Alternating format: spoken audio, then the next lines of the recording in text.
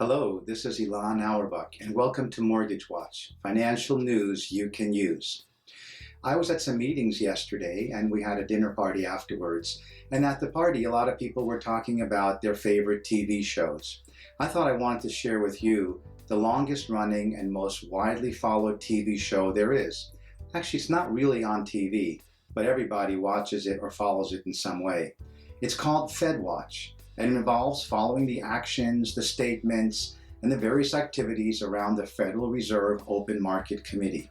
They're the folks who are responsible for setting the pace of the United States economy in terms of interest rates. They don't actually set a lot of interest rates. That happens in the marketplace. But they set some rates, for example, of what banks pay to borrow money, and generally set the tone by their statements of what goes on. The reason it's such an interesting show to follow is that there's always something new and different happening.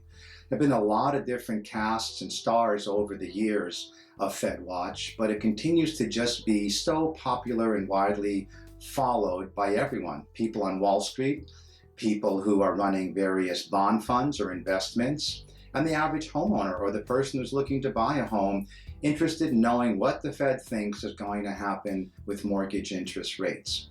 We've had different stars of the show. You may remember Alan Greenspan from a few years ago.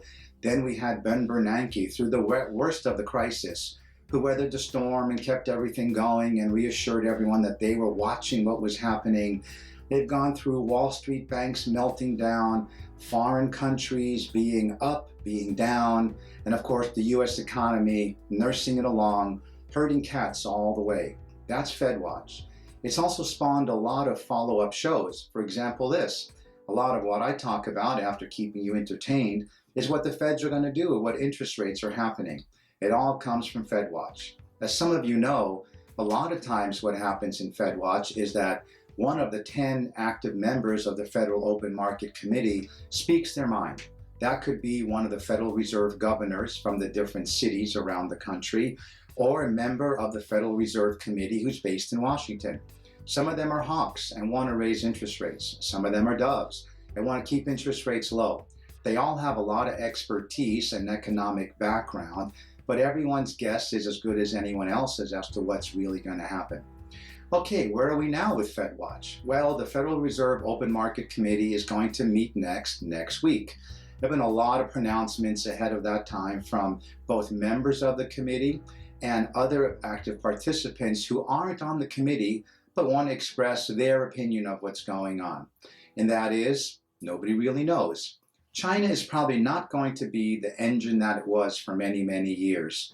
They've given out some pronouncements of what they expect to do for their growth. But bottom line is, we can't really trust information that comes out of China, so no one knows for sure. But they are slowing down. The US economy is doing well, but on the other hand, there are some telltale signs. Unemployment ticked up. We all know there's lots of people still unemployed who can't find jobs, and they're not really counted in the marketplace, but they would take work if they felt it was available to them. Those are the chronically underemployed right now. They might be older, they might be minorities, they may be gender. There are different things that affect people, but there's even people who are just in the mainstream who are having trouble finding work. So my prediction is the Feds are not going to raise rates. They raised them in December. They've talked about raising their rate again, but I don't believe they will do it. I think the odds are they may keep something up their sleeve for later in the year, but that's later in the year. For now, interest rates remain low. They remain strong because they're low, and they're a good source for people who want to refinance, maybe do home equity lines of credit, or purchase a home. Good time to do that as we get into the spring before the onslaught of the summer buying season. So that's my word for today. Keep an eye on interest rates, but for now they're going to be low, and enjoy the news from Fed Watch. This is Ilan Awerbuch with Mortgage Watch in San Diego. Thanks very much and take care.